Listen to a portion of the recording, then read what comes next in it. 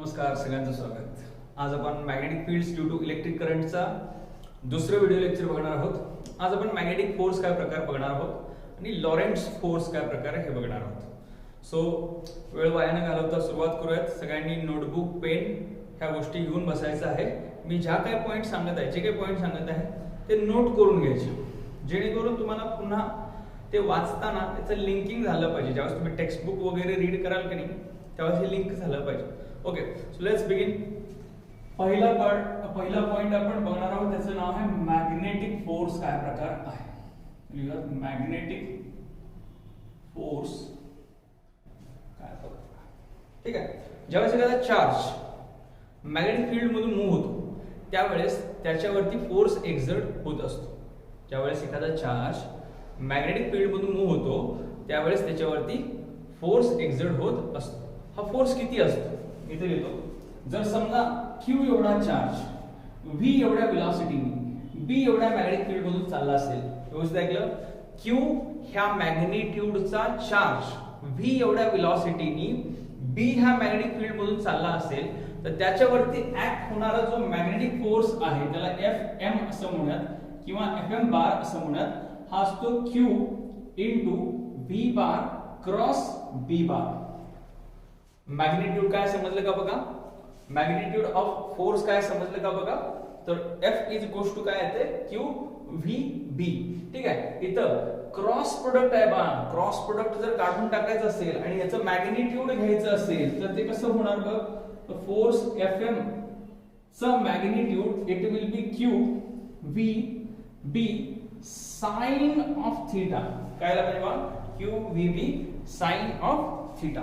ठीक आहे. आता काही सिच्युएशन्स बघूयात ज्याच्यामुळे तुमचं या पॉइंट विषयीचं अंडरस्टँडिंग आणखी वाढेल. जसं की फॉर एक्झाम्पल एखादा करंट कॅरिंग वायर आहे. या current carrying wire magnetic field त्याच्या आजूबाजूला तयार करते, हे मी मागच्याच लेक्चरला सांगितलेलं आहे. आता ह्या करंट कॅरिंग वायरमुळे मॅग्नेटिक फील्ड कसं तयार होईल, याला दोन बाजू, एक राईट साइड आणि दुसरी लेफ्ट साइड. मग राईट साइडला मॅग्नेटिक फील्ड कसं तयार होईल बघा. तर करंटच्या दिशेला थंब ठेवा, ज्या दिशेला तुम्ही फ्लॅप करू शकता किंवा टपली मारू शकता त्या साईडला मॅग्नेटिक फील्ड काय असणार आहे, आतमध्ये, आणि ज्या साईडला मारू शकत नाही त्या साईडला बाहेर. म्हणजे मॅग्नेटिक फील्ड इकडं बाहेर असणार आहे आणि इथं आत असणार आहे. तुम्हाला माहित आहे इनवर्ट मॅग्नेटिक फील्ड कशाने दाखवतो बाळ आपण, तर ह्या क्रॉसने. ओके, कोई बात नाही. समजा इथे एक चार्ज आहे. चार्ज आपण छोट्या सर्कलनी दाखवूयात. या चार्ज Q ज्याचं मास m आहे तो V एवढ्या वेलोसिटीने इकडच्या डायरेक्शन मध्ये चाललेला आहे. पुढे चाललाय बघ, V वेलोसिटीने वरती चाललेला आहे. तर याच्यावरती ऍक्ट होणारा फोर्स नेमकं कोणत्या दिशेला असेल हे आपल्याला फ्लेमिंगच्या लेफ्ट हँड रूलनी सांगता येऊ शकते. पुन्हा एकदा, ह्या चार्ज वरती ऍक्ट होणारा फोर्स जो आहे बाळ तो कशाने सांगितला जाऊ शकतो, फ्लेमिंगच्या लेफ्ट हँड रूलनी. लेफ्ट हँड रूल काय असतो मी पहिल्या लेक्चर मध्ये सांगितलेलं आहेच, पुन्हा एकदा रिवाइज करूया.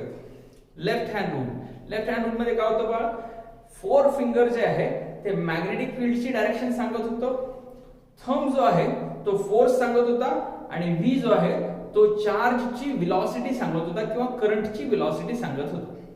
या ठिकाणी आता बघा V वरच्या साईडला आहे, वेलोसिटी वरती आहे, फील्ड कुठे आहे, बोर्डच्या आत. मग हे दाखवताना कसं दाखवायला लागणार आहे बघा, फील्ड आतमध्ये, वेलोसिटी वरती, फोर्स कुठे असेल बघा. माझा हा थोडासा वियर्ड सिच्युएशन मध्ये आहे but you can imagine it. Okay, so field आतमध्ये आहे, वेलोसिटी वरती, तर फोर्स थंब जो आहे तो माझा वायरच्या दिशेला आहे. याचा अर्थ या चार्ज वरती ऍक्ट होणारा जो काही Fm आहे तो इकडच्या दिशेला असणार आहे. समजलं का बघा. ओके, अशा खूप सारे सिच्युएशन्स आपण बघू शकतो. वन बाय वन सिच्युएशन बघूयात आणि मग आपल्याला हा पॉइंट समजेल. ओके, तर पहिली सिच्युएशन बघूयात आपण. समजा आय हॅव डस्टर. ओके, समजा एक युनिफॉर्म मॅग्नेटिक फील्ड आहे. समजा एक युनिफॉर्म मॅग्नेटिक फील्ड आहे आणि ह्या युनिफॉर्म मॅग्नेटिक फील्ड मधून एक चार्ज चाललेला आहे. हा चार्ज आहे बाळ इथं, सपोज हा चार्ज आहे इथं. या चार्जचं मॅग्निट्यूड Q आहे, त्याचा मास m आहे आणि तो v एवढ्या वेलोसिटीने इकडे आत चाललेला आहे. तो काय रे बा v एवढ्या वेलोसिटीने आत चाललेला आहे. मॅग्नेटिक फील्ड कुठे आहे बोर्डच्या आत. वेलोसिटी कुठे आहे इकडे. वेलोसिटी कुठे आहे बाळ थंबच्या डायरेक्शन सॉरी मिडल फिंगरच्या डायरेक्शन. थंब कुठे असणार आहे. थंब कुठे असणार आहे तर अपवर्ड डायरेक्शनला असणार आहे. म्हणजे आता बघा वेलोसिटी ला बरोबर परपेंडिक्युलर फोर्स असणार आहे. म्हणजे हा चार्ज जो आहे तो वरच्या साइडला ओढला जाणार आहे. इकडे असा जाईल म्हणजे त्याच्यावरती फोर्स असा असणार आहे. ऍक्च्युअली फोर्स परपेंडिक्युलरच आहे पण चार्जची मोशन जी आहे ती अशा पद्धतीने असणार आहे. ठीक आहे. हा चार्ज कोणता आहे बाळा हे सगळ्यात महत्त्वाचं. डायरेक्शन ऑफ इलेक्ट्रिक करंट हे पॉझिटिव्ह चार्जच्या डायरेक्शन मध्ये असतं. त्यामुळं करंटची डायरेक्शन आणि चार्जची डायरेक्शन सेम घेतली जाते पण तो चार्ज कोणता घेतला जातो बाळ तर तो पॉझिटिव्ह चार्ज घेतला जातो. जर समजा याच्या जागी निगेटिव्ह चार्ज असता तर त्याला करंटच्या अपोजिट डायरेक्शन मध्ये मानलं असतं. जसं की इथं थोडस आणखी इलॅबोरेशन करूया. समजा पॉझिटिव्ह चार्ज प्लस क्यू इकडे चाललेला आहे तर it is very similar to the current carrying wire in the same direction. जर समजा निगेटिव्ह चार्ज या डायरेक्शन मध्ये चालला असेल तर it is very similar to the current carrying in the opposite direction. समजते का बघा. त्यामुळे करंटची डायरेक्शन जर रिव्हर्स झाली तर त्याच्यामुळे तयार होणारे मॅग्नेटिक फील्ड पण रिव्हर्स होतो आणि फोर्सची डायरेक्शन सुद्धा रिव्हर्स होते. ह्या गोष्टी लक्षात घ्या. ओके. मग आपण या ठिकाणी एक उदाहरण घेऊया. जर समजा मी चार्जचं मॅग्निट्यूड चेंज केलं आणि किंवा डायरेक्शन पण चेंज केली सपोज तर काय घडेल जरा असं बघूया. सो हे लिहून घेत चला बरं काय पुसतोय मी. सपोज आता चार्जला इकडून न पाठवता सपोज आपण इकडून खालून पाठवलं. कुठून पाठवलं बरं बघा खालच्या डायरेक्शन मध्ये खालून वरती पाठवलं इकडून इकडे. सपोज हा चार्ज आहे याचं मॅग्निट्यूड -q आहे आणि मास m आहे आणि हा चार्ज जो आहे हा आता वरच्या डायरेक्शन मध्ये चाललेला आहे. ठीक आहे. हा कुठे चाललेला वरच्या डायरेक्शन मध्ये. ठीक आहे. आता हा मॅग्नेटिक फील्ड मध्येच आहे मगाचा पण होता. मॅग्नेटिक फील्ड मध्ये आतमध्ये दाखवलं तर जरा जास्त बेटर होईल. ओके. आता मॅग्नेटिक फील्ड कुठे आहे बाळा फोर फिंगर. मॅग्नेटिक फील्ड कुठे आहे आतमध्ये. वेलोसिटी कुठे आहे बाळाची वरच्या डायरेक्शनला आहे. वरच्या डायरेक्शनला आहे. थंब कुठे आहे माझा ह्या सिच्युएशन मध्ये थंब कुठे आहे बाळ इकडच्या डायरेक्शन मध्ये. पण मी मगाशीच बोललो होतो थंब इकडच्या डायरेक्शनला असेल तर हा चार्ज जो आहे तो इकडे जाणार नाही. का नाही जाणार तर चार्जचं मॅग्निट्यूड जे आहे ते निगेटिव्ह आहे. चार्जचं मॅग्निट्यूड पॉझिटिव्ह असतं तर राईट हँड थंबच्या नुसार थंब ज्या दिशेला आहे त्या दिशेला तो चार्ज गेला असता. आता चार्ज कुठे जाणार आहे तर थंबच्या एक्झॅक्टली अपोजिट डायरेक्शनला. म्हणजे काय करायला लागणार बघा मॅग्नेटिक फील्ड तसंच ठेवा वेलोसिटी उलटी करा म्हणजे थंब ज्या दिशेला जाईल त्या दिशेला काय असणार आहे तर नवीन फोर्स असणार आहे. हे सगळं कशामुळे झालं बाळ मी चार्ज निगेटिव्ह घेतला त्याच्यामुळे झालं.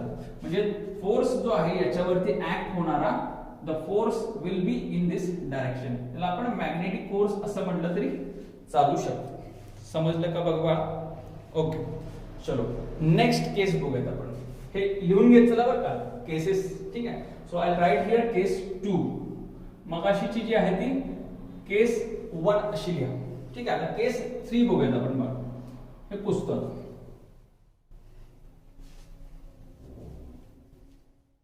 खूप इंटरेस्टिंग आहेत गोष्टी. फक्त तुम्हाला मन लावून ते ऐकता आलं पाहिजे. नोट्स लिहून घेता आल्या पाहिजेत. मग हे पॉइंट समजायला सुरू होतील. Physics is not about remembering it is about understanding. त्यामुळे व्यवस्थित समजून घ्या. ठीक आहे.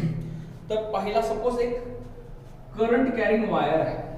काय बा करंट कॅरिंग वायर आहे. इन्फायनाइट लेंथची आहे. याच्यामधून करंट I फ्लो होत आहे. काय फ्लो होतं बा करंट I फ्लो होत आहे आणि याच्या बाजूला इथे एक चार्ज ठेवलेला आहे. हा चार्ज याचं मॅग्निट्यूड Q आहे मास M आहे जो की V एवढ्या वेलोसिटीने वरती चाललेला आहे. ठीक आहे. तर थंबच्या डायरेक्शनला काय करंट आपण याला टॅप करू शकतो. म्हणजे या ठिकाणी मॅग्नेटिक फील्ड कसं असणार आहे बाळ इनवर्ड असणार आहे. मॅग्नेटिक फील्ड कसं आहे इनवर्ड. सो मॅग्नेटिक फील्ड आहे वेलोसिटी आहे. या चार्ज वरती फोर्स जो आहे तो कुठे असणार आहे कंडक्टरच्या दिशेला. माझ्या मते ही कंडिशन याच्या अगोदर सुद्धा बघितली होती. याच्या अगोदर आय थिंक मागच्या वेळेस बघितले का बघा, I don't remember exactly. Okay ठीक आहे. सो बघा, आय थिंक फक्त मॅग्नेटिक फील्ड बघितलं होतं. आता फक्त याच्यामध्ये ऍड काय केलं आपण, चार्ज आणि व्हेलॉसिटी ऍड केलेली आहे. ठीक आहे, पुन्हा एकदा सांगतो. करंटच्या डायरेक्शनला थंब ठेवा, टॅप केलं तुम्हाला मॅग्नेटिक फील्ड मिळेल. मॅग्नेटिक फील्ड एकदा मिळाला की फ्लेमिंगचा लेफ्ट हँड रूल वापरायचा आहे. लेफ्ट हँडनी काय झालं पहा, थंबचे डायरेक्शन फक्त फाइंड आउट करायचं. मॅग्नेटिक फील्ड कुठं आहे, आत आहे. व्हेलॉसिटी कुठं आहे, वरती आहे. म्हणजे फोर्स कुठं असणार आहे, इकडं. म्हणजे ह्या चार्जला ही जी करंट कॅरिंग वायर आहे ही स्वतःकडे अट्रॅक्ट करणार आहे. या पॉझिटिव्ह चार्जला ही करंट कॅरिंग वायर स्वतःकडे अट्रॅक्ट करणार आहे. ही व्हेलॉसिटी अशी होत जाणार आहे. It will B attracted towards the current carrying wire. I hope तुम्हाला हाही पॉइंट समजला असेल. केस नंबर 3 समजली असेल. ओके, नेक्स्ट बघूयात आपण. सपोज करंट कॅरिंग वायर आहे, पण समजा त्याच्या तिथं असणारा चार्ज जो आहे तो नेगेटिव्ह घेतला. सपोज आता याच्यामुळे मॅग्नेटिक फील्ड तुम्हाला माहिती आहे इनवर्ड आहे. मॅग्नेटिक फील्ड इथं दाखवतोच पहिल्यांदाच. ओके, सपोज इथे चार्ज आहे -q आणि त्याचा मास m आहे, जो की v एवढ्या व्हेलॉसिटीनी इकडे चाललेला आहे. कुठे चाललाय बघा, वरच्या डायरेक्शन मध्ये चाललेला आहे. आता विचार करा बघा, मॅग्नेटिक फील्ड तर आतमध्येच आहे, व्हेलॉसिटी वरती आहे. पण तुम्हाला मी मगाशी सांगितलंय की व्हेलॉसिटी जर समजा निगेटिव्ह चार्जची असेल तर ते एक्झॅक्टली अपोजिट असणार आहे करंट साठीची. म्हणजे करंट साठीची डायरेक्शन कशी असणार आहे, खाली आहे की नाही. मॅग्नेटिक फील्ड आत, करंटची डायरेक्शन ह्या व्हेलॉसिटीच्या एक्झॅक्टली उलट. म्हणजे मिडल फिंगर मी डाऊन दाखवलेला आहे. तर फोर्स कुठं असणार आहे याच्यावरचा, तर इकडच्या डायरेक्शन मध्ये असणार आहे मॅग्नेटिक फोर्स. समजलंय का बघा सगळ्यांना, समजलंय का बघा सगळ्यांना. ओके, आता नेक्स्ट केस बघूयात. This was case number 4 I think. ठीक आहे, द लास्ट केस आपण बघूयात. समजा करंट जो आहे तो परपेंडिक्युलर टू द प्लेन असेल, plane of the board. Suppose इथं आहे करंट कॅरिंग वायर आहे. आता हा करंट तुम्हाला माहिती आहे बघा, बोर्डच्या आत आहे का बोर्डच्या बाहेर आहे, यस बोर्डच्या बाहेर आहे. सपोज ओके, आता इथे चार्ज आहे. हा चार्ज जो आहे QM, याचा चार्ज पॉझिटिव्ह आहे, मास m आहे आणि हा वरच्या डायरेक्शनला चाललेला आहे. सपोज ठीक आहे, किंवा याच्या व्हेलॉसिटी. आता सपोज याच्यामुळे मॅग्नेटिक फील्ड कुठे तयार होणार आहे हे पहिल्यांदा बघा. मॅग्नेटिक फील्ड कुठे तयार होणार आहे, वरती.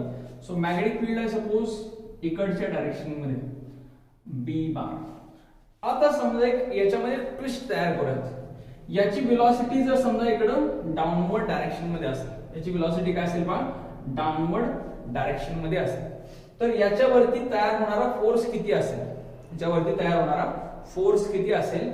तर याच्यासाठी मी तुम्हाला एक 5 ते 10 सेकंदाचा वेळ देतोय. आन्सर तुम्ही कमेंट मध्ये मेन्शन करू शकता.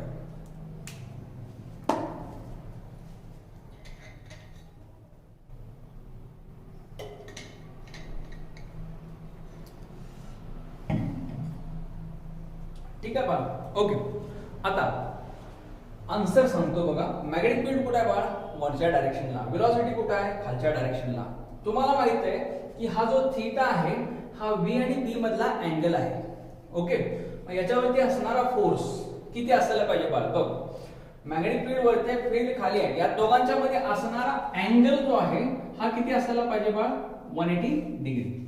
आता इथं ते काय होणार बघा, आता सेम तसंच हा फोर्सचा formula Fm is equals to formula काय होता, QVB साइन ऑफ काय आलं बघा 180. साइन 180 किती येणार आहे, साइन 180 किती येणार आहे बघा, 0 येणार आहे. समजते का. सो आन्सर काय येणार आहे, 0. समजलंय का बघा, समजलंय का बघा. Okay, so will go for the next point now.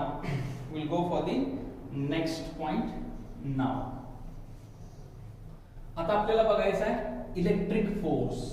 तुम्हाला इलेक्ट्रिक फोर्स तर आपल्याला माहित आहे, पण तरी सुद्धा या ठिकाणी थोडंसं रिव्हिजन करूयात इलेक्ट्रिक फोर्स विषयी. मॅग्नेटिक फोर्स आपण समजून घेतलेला आहे. Will go for the next point, that is बेटा इलेक्ट्रिक फोर्स काय आहे.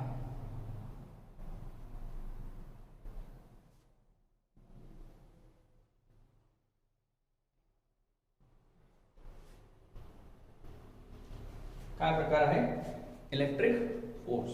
ओके, समजा एक चार्ज आहे जो की युनिफॉर्म इलेक्ट्रिक फील्ड मधून चाललाय बघा. कुठून चाललाय बघा? युनिफॉर्म इलेक्ट्रिक फील्ड मधून.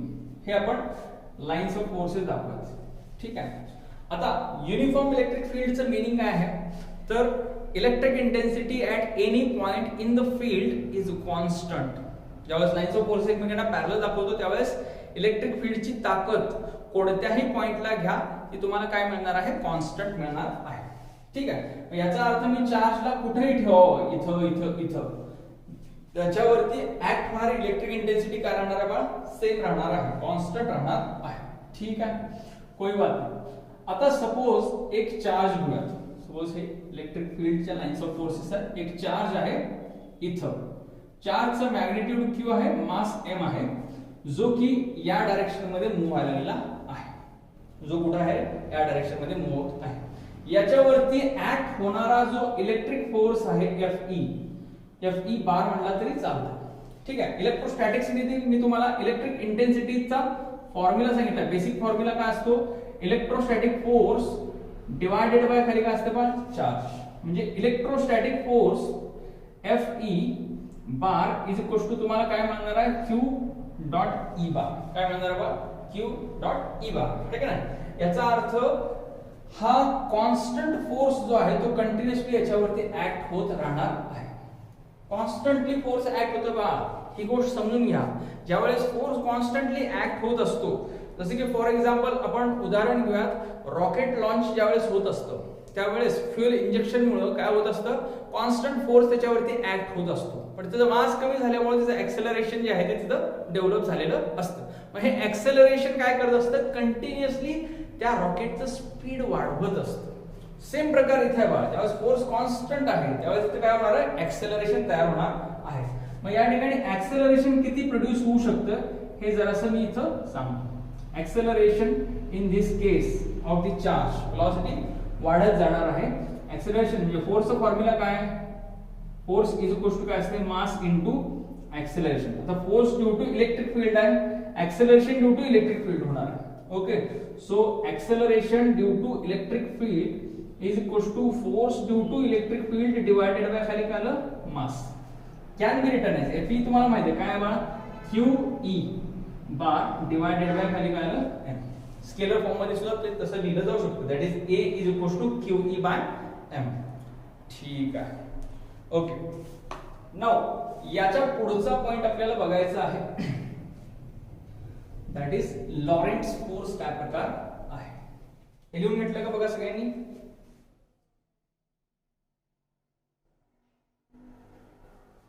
नेक्स्ट पॉइंट बघूया बघा याच्यामधला आपण. That is Lorentz force.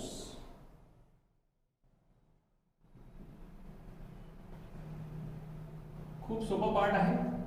थोडस आज मी स्टेट बोर्डला थोडस बाजूला ठेवून जरा जास्त माहिती सांगत चाललेला आहे. हा डायरेक्ट स्टेट बोर्डचा पॉइंट आहे, लॉरेंट्झ फोर्स. ठीक आहे. लॉरेंट्झ फोर्स काय प्रकार आहे हे समजून घेण्यासाठी जी बेसिक पार्श्वभूमी गरजेची, जे बॅकग्राऊंड गरजेचं होतं ते मी तयार करण्यामध्ये थोडासा वेळ घालवला. मी तुम्हाला मॅग्नेटिक फील्ड सांगितलं, मग इलेक्ट्रिक फील्ड सांगितलं. आता ह्या दोघांच्या कॉम्बिनेशनमुळे जो काय फोर्स तयार होणार आहे त्याला आपण लॉरेंट्झ फोर्स असं म्हणतो. ठीक आहे. आता विषयावर येऊयात डायरेक्टली. दॅट इज समजा एखादा चार्ज इलेक्ट्रिक आणि मॅग्नेटिक फील्ड असलेल्या स्पेस मध्ये एंटर करत असेल तर तिच्यावरती किंवा त्या चार्ज वरती इलेक्ट्रिक आणि मॅग्नेटिक दोन्ही फोर्सेस ऍक्ट होणार आहेत. काय बोललो बाळ, कळालं का बघ? मी ज्या वेळेस एखादा चार्ज इलेक्ट्रिक आणि मॅग्नेटिक फील्ड दोन्ही असणाऱ्या फील्ड मध्ये किंवा दोन्ही असलेल्या स्पेस मध्ये एंटर करणार आहे त्यावेळेस त्याच्यावरती force due to electric field आणि force due to magnetic field दोन्ही असणार आहेत. ठीक आहे. त्यामुळं त्या दोन्हीच्या ऍडिशनला आपण लॉरेंट्झ फोर्स असं म्हणणार आहोत. ठीक आहे. सो आता इथं लिहितो Lorentz force is equal to Lorentz force is equal to magnetic force किंवा force due to magnetic field, magnetic force plus काय लिहायचं आपण? इलेक्ट्रिक फोर्स किंवा force due to electric field. चलो कोई बात नहीं. आता Lorentz force FL bar is equal to, आता चार्ज Q V वेलोसिटीनी मॅग्नेटिक फील्ड B मधून जात असेल तर तुम्हाला माहिती आहे त्याचा फोर्सचा किंवा मॅग्नेटिक फोर्सची व्हॅल्यू इथे म्हटल्यास पहिल्यांदा असं लिहून घ्या एफ एम बार प्लस काय लिहा एफ ई बार. ठीक आहे, एफ एम बार ची व्हॅल्यू ऑलरेडी मी तुम्हाला सांगितलेली आहे. ती किती असणार आहे Q V bar cross B बार आणि एफ ई बार ती किती असणार आहे क्यू ई बार. ठीक आहे, if I take Q common त्याच्या पुढची गोष्ट पण होऊ शकते. आता हे स्केलर फॉर्म मध्ये कसं लिहिता येऊ शकतं बघा. हे स्केलर फॉर्म मध्ये किंवा mod of F L bar is equal to काय येणार आहे Q V B sine of theta plus काय आलं क्यू इंटू ई. ठीक आहे, आता याच्यामध्ये काही स्पेशल केसेस पण आहेत, त्या जरासं बघूयात. याच्यामध्ये काही स्पेशल केसेस आहेत. Okay, so let us see की पहिली किंवा ह्याला पुसतो थोडंसं तर बाजूला हे व्हॅल्यूज लिहून घ्या. जागा थोडीशी कमी पडेल म्हणून हे लिहून घेतलं असेल आय होप तुम्ही सगळ्यांनी. ठीक आहे, सो फक्त व्हॅल्यू किंवा फक्त फॉर्म्युला इथं कोपऱ्यामध्ये लिहून घेतो. बघा F L bar is equal to काय आहे Q V bar cross B bar plus Q E bar आहे. चलो ठीक आहे, कोई बात नाही. आता इथं पहिला स्पेशल केस तर यात when only electric field is present. Electric field is present. आता तुम्ही म्हणाल की हे ऑलरेडी तुम्हाला सांगितलेलं आहे, पण याच्यामध्ये मी तुम्हाला चार्ज कोणत्या अँगलने एंटर करायला लागलेला आहे हे स्पेसिफाय करून सांगितलेलं नाही. त्यामुळे लॉरेंट्झ फोर्स मध्ये आपण या ठिकाणी आपण हे सगळं मेन्शन करणार आहोत. ओके, सो ज्यावेळेस फक्त इलेक्ट्रिक फील्ड प्रेझेंट असेल, मॅग्नेटिक फील्ड राहणार नाही, तर मॅग्नेटिक फील्ड मुळे असलेला फोर्स पण राहणार नाही. मॅग्नेटिक फील्ड मुळे जो फोर्स आहे तो झिरो होऊन जाईल, म्हणजे हा पार्ट झिरो होऊन जाईल. राहील कोणामुळे फोर्स फक्त आणि फक्त इलेक्ट्रिक फील्ड मुळे. ठीक आहे, तर इथं पहिली केस आपण त्याच्यामध्ये बघूयात, दॅट इज रोमन 1. ज्यावेळेस थीटा हा 0 डिग्री असेल किंवा 180 डिग्री असेल, थीटा हा 0 डिग्री और 180 डिग्री असेल, तेव्हा काय होईल बा जरा व्यवस्थित आहे बघ. इलेक्ट्रिक फील्ड काय रे बा, इलेक्ट्रिक फील्ड हे आहे lines of forces. Lines of forces आहे का, याच्यामध्ये तुमचा चार्ज जो आहे क्यू कॉमा एम जो आहे तो या दिशेला असेल किंवा या दिशेला चालला असेल. तर ह्या केस मध्ये काय घडू शकतं बघ, मी मगाशी सांगितलं की या ठिकाणी कॉन्स्टंट फोर्स ऍक्ट होणार आहे, त्यामुळे ते ऍक्सेलरेट होणार आहे. या साईडला गेलं तर ते रिटार्ड होऊ शकतं. रिटार्ड म्हणजे डिऍक्सेलरेट होऊ शकतं. का असं होणार आहे, कारण हा पॉझिटिव्ह चार्ज आहे आणि इलेक्ट्रिक फील्ड हे मोठ्या पॉझिटिव्ह कडून मोठ्या निगेटिव्ह कडे असते. मग इकडे कुठेतरी मोठा पॉझिटिव्ह चार्ज आहे, त्या दिशेला जर हा जायचा प्रयत्न करत असेल तर ऑब्व्हियसली हा मोठा चार्ज जो आहे तो याला थांबवण्याचा प्रयत्न करणार आहे, म्हणजे त्याचं स्पीड जे आहे ते कमी होणार आहे, या साईडला ते वाढत असतं. ओके, आता याचा अर्थ path followed by the charge कसा असणार आहे या ठिकाणी, तर path followed by the charge it will be straight line only. Straight line only, पण मोशन जी आहे ती कशी असणार आहे बा, नॉन युनिफॉर्म असणार आहे. ती ऍक्सेलरेटेड किंवा डिऍक्सेलरेटेड असणार आहे. ठीक आहे, दिस is the first case.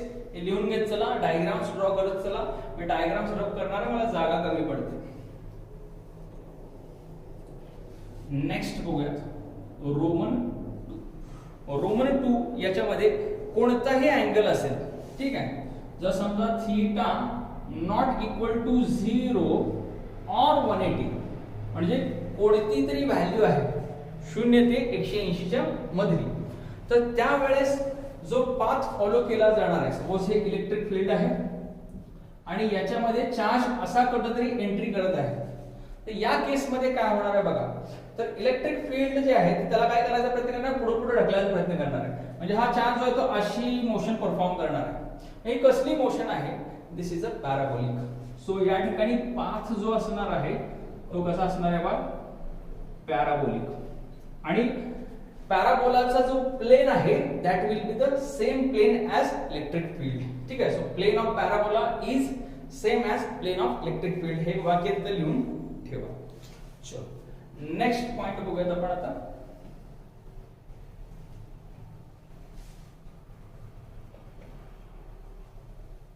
when magnetic field is present, when only magnetic field is present, तर त्यावेळेस केसेस बघा. आता पहिली केस किंवा थीटा जो आहे, सपोज यू हॅव 0 डिग्री, ठीक आहे.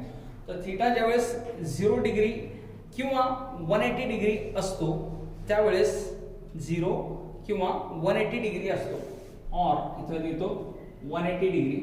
त्यावेळेस आता जस्ट याच्या अगोदरचे मी स्पेशल केस सांगितले होते करंट कॅरिंग वायरची, सेम तेच आहे बघा.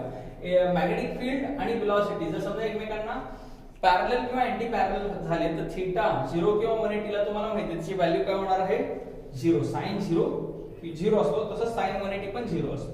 त्यामुळं मॅग्नेटिक फील्ड जे आहे, मॅग्नेटिक फोर्स जो आहे त्याच्यावरचा काय होणार आहे, 0 राहणार आहे. म्हणजे तो आहे त्या पाथनी स्ट्रेट लाईन मध्ये ट्रॅव्हल करत जाणार आहे.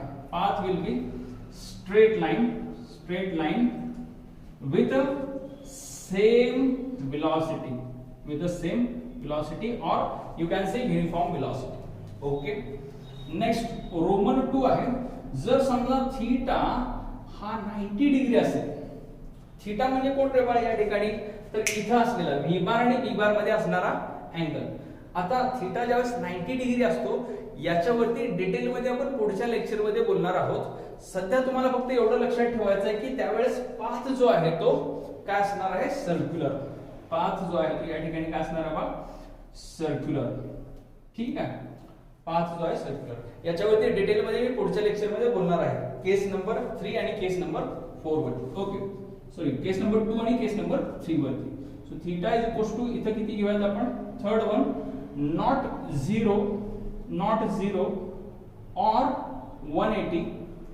It is something else between 0 to 180. 0 to 180 च्या मध्ये असेल तर त्यावेळेस जो पाथ फॉलो केला जाणार आहे हे सुद्धा आपण नेक्स्ट लेक्चर मध्ये डिटेल मध्ये शिकणार आहोत. इथं जो पाथ फॉलो केला जातो याला हेलिक्स असं म्हणतं किंवा helical motion, helical path follow केला जातो. तर काय केलं जातं, सर्क्युलर पाथ फॉलो करतो. ओके, सो ह्या सगळ्या गोष्टी लिहून घ्या.